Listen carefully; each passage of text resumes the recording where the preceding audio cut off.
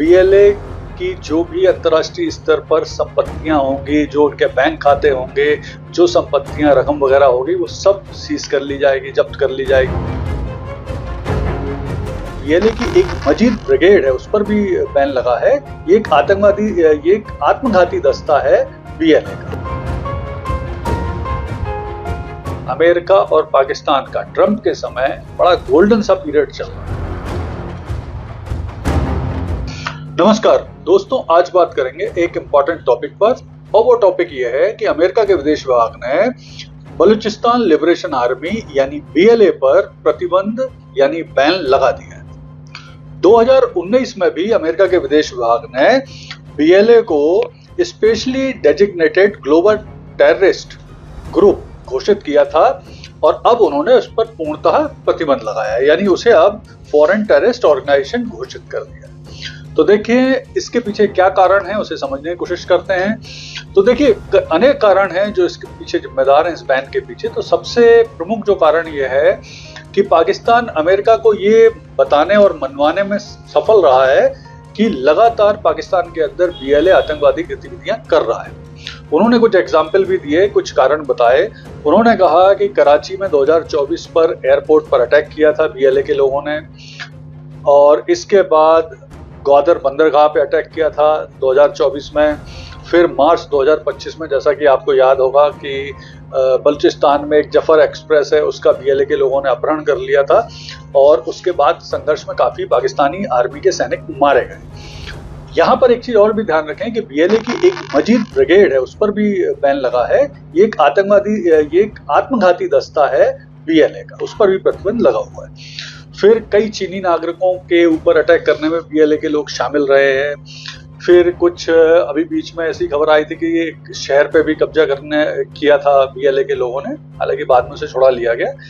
और इसके अलावा जो पाकिस्तान और अमेरिका के जो रक्षा सहयोग है, उसके संदर्भ में भी इस प्रतिबंध को देखा जा रहा है। इसके अलावा जो भी आपको याद होगा कि हाल में ही आसिफ मुनीर की जो अमेरिका यात्रा, उस दौरान कुछ समझौते हुए थे अमेरिका की कुछ कंपनी और पाकिस्तान के बीच में, जिसमें बलूचिस्तान में खनिज संसाधन, तेल वगैरह ढूंढने का काम भी अमेरिकी कंपनियां करने वाली थी। तो इसे भी एक अमेरिका की आर्थिक सुरक्षा के रूप में देखा जा रहा है।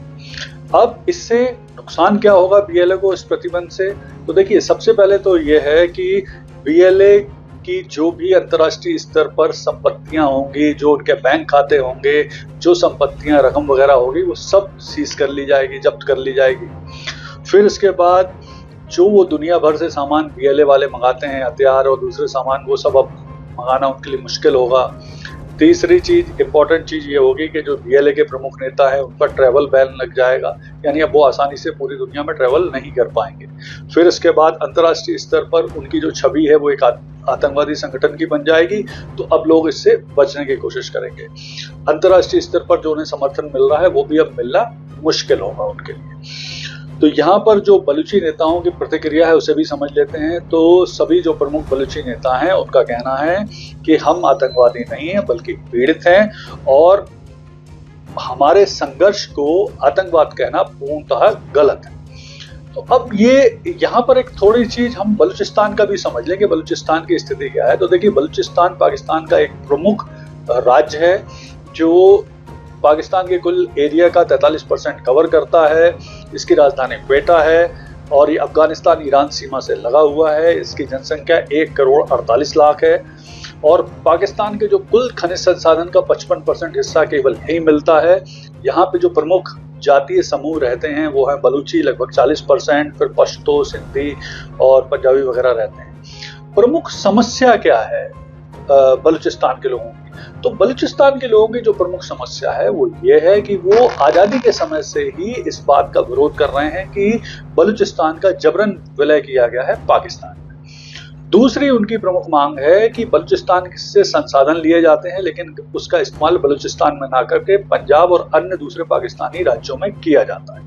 तीसरा उनका प्रमुख आरोप है कि राजनीतिक तौर पे वो उपेक्षित है, उनकी राजनीतिक आवाज ही नहीं है पाकिस्तान में। फिर उसके बाद उनका कहना है कि पाक सेना यहाँ पर दमन करती है, अत्याचार करती है। फिर उसके बाद उनका कहना है कि वे एक अलग सांस्कृतिक और जातीय समूह है जिनकी अलग पहचान है, तो वो अलग रहना चाहते हैं। फिर सबसे बड़ा तो उनका आरोप यही है कि उनके यहाँ के जो संसाधन है उसका इस्तेमाल पंजाब के लिए होता है, उनके क्षेत्र में होता ही नहीं है। तो ये सब उनके आरोप हैं। कुल मिला के अगर कुछ भी कहा जाए तो अभी स्थिति जो है इस समय अमेरिका और पाकिस्तान का ट्रंप के समय बड़ा गोल्डन सा पीरियड चल रहा है। और आसिफ मुनीर आपको पता है पिछले 2 महीने में 2 बार यात्रा, 2-3 महीने में 2 बार यात्रा कर चुके हैं, काफी बेनिफिट मिल रहे हैं, पाकिस्तान की धरती से भारत के खिलाफ भी बयानबाजी वो कर चुके हैं, तो ये सब चल रहा है।